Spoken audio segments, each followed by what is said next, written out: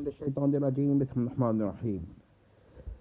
محترمی و مکرمی، مرزا جہلمی اکثر کہتے ہیں کہ بھئی فلاں کتاب کو جلا دیجئے، صوفیہ کی اکثر کتب کو جلا دیجئے، اس کے اندر یہ کفر ہے اور یہ غلط باتیں ہیں. تو آئیے دیکھیے کہ حافظ ابن کثیر رحمہ اللہ کی جو تفسیر ہے اس کے شان میں ایک گستاخی جو جہلمی صاحب کرتے ہیں، لیکن اس کی جلانے کی بات نہیں کرتے.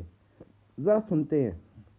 کی تفسیر لکھنے والے، ان میں سب سے پہلی تفسیر اہل سنت کے ہاں جو لکھی گئی باقاعدہ طور پہ اس کو ٹاپک بنا کے، وہ ابن جریر کی ہے، جسے تفسیر ابن جریر بھی کہا جاتا ہے. المتوفا 310 ہجری، یعنی شروع کے 300 سال کے مسلمانوں میں سے.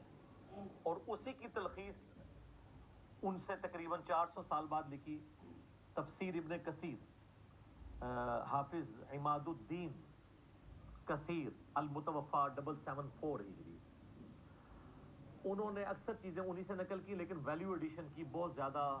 کئی ایک واقعات جو اس کے اندر عجیب و غریب قسم کے تھے وہ اسکروٹنی کر دی انہوں نے. اس کے باوجود تفسیر ابن کثیر میں ابھی بھی کئی عجیب و غریب قسم کے واقعات موجود ہیں. میں نے ایک ویڈیو میں کہہ دیا تھا کہ تفسیر ابن کثیر میں جو کچھ لکھا ہے وہ ٹھیک نہیں ہے.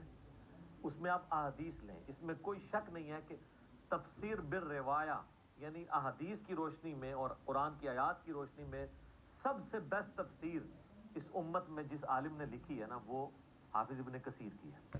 اچھا اب دیکھیے جہمی صاحب تو یہ کہہ رہے ہیں کہ غلط وہ ضعیف روایات لکھ دیں یا اسرائیلیات لکھ دیا. تو اتنا تو معلوم ہوا کہ حضرت ابن کثیر رحمہ اللہ کے نزدیک اسرائیلی روایات لکھنے میں کوئی اعتراض نہیں تھا. ماننا نہ ماننا الگ بات ہے، انہوں نے کبھی ماننے کا دعویٰ نہیں کیا. بہرحال آگے سنتے ہیں کہ جہمی صاحب کیا کہتے ہیں. لیکن یہ توہین کر رہے ہیں ابن کثیر کی تفسیر کی. ذرا غور سے سنتے رہیے گا، لیکن ہم اس سے کوئی اور نتیجہ بھی نکالنا چاہتے ہیں. لیکن انہوں نے کئی ایک اسرائیلی روایات اس میں نقل کی، اور بعض اوقات وہ اتنی بےہودہ قسم کی روایات ہیں، خصوصاً سیکس کے پوائنٹ آف ویو سے، کہ وہ مطلب آپ کسی کو پڑھ کے نہیں سنا سکتے. اگر کوئی تعلیم دے رہا ہو تو ضرور پڑھ کے سنا دے گا. سیکس کے پوائنٹ آف ویو سے کسی بات کا تفسیر میں آ جانا تو اس کی دلیل نہیں ہے کہ وہ قابل تسلیم نہیں ہے.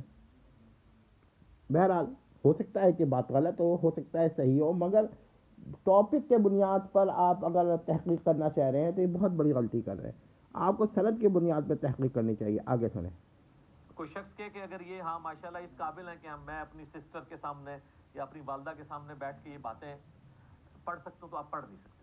اچھا جی، یہ بات ہے تو بخاری شریف کی جو روایت ہے کہ حضرت موسیٰ علیہ السلام کا لباس جو ہے وہ پتھر لے کے بھاگا تھا، تو شاید جیمی صاحب پڑھ سکتے ہوں گے اس کو، ہم بھی پڑھ سکتے ہیں. تو جب تعلیم کے لیے ہو تو آپ والدہ تو کیا بیٹی کے سامنے اور بہن کے سامنے بھی پڑھ سکتے ہیں جب آپ کو قرآن و حدیث کی تعلیم دے رہے ہوں. جب آپ تعلیم نہیں دے رہے ہوں پھر اس طرح کے ڈسکشن کرنے کی الگ بحث ہے.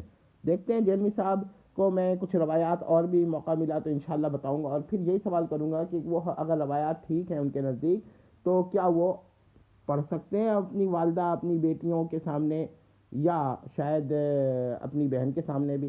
دیکھتے ہیں. اس سے میں کوئی حافظ ابن کثیر کی تنقیص نہیں کر رہا. ایون اس کے بعد ان کی اس تفسیر کے اوپر جن لوگوں نے تحکیم لگائی ہے، شیخ البانی ہوں یا شیخ زبیل زئی ہوں، انہوں نے باقاعدہ ان واقعات کے نیچے سیدھا فٹ نوٹ لکھا ہے کہ مردود اور بے اصل ہے. ٹھیک ہے، میں یہی کہتا ہوں اور یہی بات سوچنی چاہیے تھی مولانا مودودی صاحب کو بھی کہ ہمارے مفسرین کی طرح مورخین بھی مردود اور بے اصل اور ضعیف روایات کو نقل کرتے ہیں. یہ تو قرآن کی تفسیر کی بات ہے، تاریخ تو اس سے کمتر درجہ ہے، لیکن وہ ایک طریقہ رہا ہے. تو اس کا یہ مطلب نہیں کہ اگر کوئی روایت مردود یا بے اصل ہے تو اس کو نقل کرنے والے پہ کوئی الزام لگا دیا جائے. آگے سنیں. تو یہ مردود اور بے اصل حافظ ابن کثیر کے واقعات کو جو بنی اسرائیل کی اسرائیلی روایتوں سے انہوں نے لیے تو وہ خود لکھ رہے ہیں، اور وہ اس لیے ہے کہ وہ عجیب و غریب قسم کے واقعات ہیں. واقعہ کا عجیب و غریب ہونا اس کے ضعیف ہونے کی دلیل نہیں بنتا، بلکہ سندن ضعیف ہونا اس کے ضعیف ہونے کی دلیل بنتا ہے. اگر درایت سے بات کریں تو اس پہ بھی ہم بات کرنے کو تیار ہیں کہ اگر سند صحیح ہے تو درایت سے آپ روایت کو رد نہیں کر سکتے اتنی آسانی سے. ہاں اگر سند ضعیف ہے تو درایت ایک ایڈیشنل پوائنٹ بن جاتا ہے. بہرحال آگے سنیں کیا کہتے ہیں جہلمی صاحب. اور اسی قسم کے جو بےہودگی پہ مبنی کچھ واقعات سورۃ الاعراف کی آیت نمبر 175 اور 176 کے کانٹیکسٹ میں بھی پڑھ کے دیکھ لیں.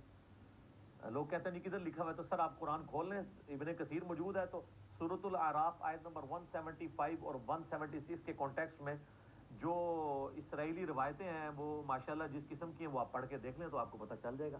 جی پتہ تو چل جائے گا، لیکن سوال یہ کہ آپ اس کو بیہودگی ہونے پر اتنا زور دے رہے ہیں، ایمفیسس کر رہے ہیں، تو میں آپ سے صرف اتنا پوچھنا چاہتا ہوں کہ قرآن کے اندر بیہودہ روایت اگر کوئی داخل کر رہا ہے تو کیا آپ کہیں گے کہ اس قرآن کی تفسیر میں کوئی بیہودہ روایت داخل کر رہا ہے جو حافظ ابن کثیر کے بارے میں آپ الزام و بہتان لگا رہے ہیں؟ ٹھیک ہے، کوئی روایت ہوگی، انہوں نے نقل کر دی ہوگی، تو کیا اس کی وجہ سے آپ تفسیر مبارک کو جلانے کو کہیں گے جیسا کہ آپ صوفیہ کی بک کو کہتے ہیں؟ ذرا نوٹ کریں۔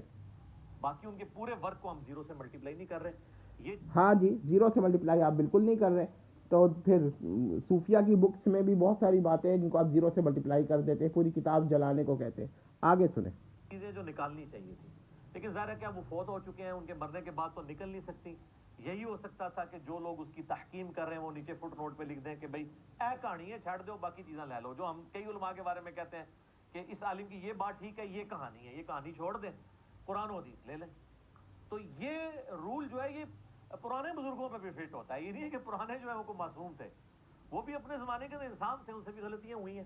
اچھا جیلی صاحب، غلطیاں تو آپ پہلے سے ہم پہلی غلطیاں تو آپ سے بھی ہوئی ہیں، لیکن میں بس آپ کو ایک بات کہنا چاہتا ہوں، صوفیہ کی بک کو آپ کہتے ہیں جلا دو یا ان کی پرنٹنگ بند کر دو، ٹھیک ہے، یہ مطالبہ آپ کا ہوتا ہے کہ بھائی صوفیہ کی بک میں بھی ایک فٹ نوٹ لگا دیں کہ بھائی یہ روایت ضعیف ہے یا یہ واقعہ غلط ہے یا اس کی یہ تشریح ہے یا تعویل ہے یا توجیہ ہے، یہ ٹھیک ہے، اتنا آپ کہہ دیتے، لیکن یہ تو پھر آپ تاریخی کتب میں بھی کہیے کہ جہاں جہاں روایت ضعیف ہے وہاں پر ایک فٹ نوٹ لگوا دیں، تو یہ جہمی صاحب کا دوہرا معیار ہے، ابھی بھی سمجھ میں نہیں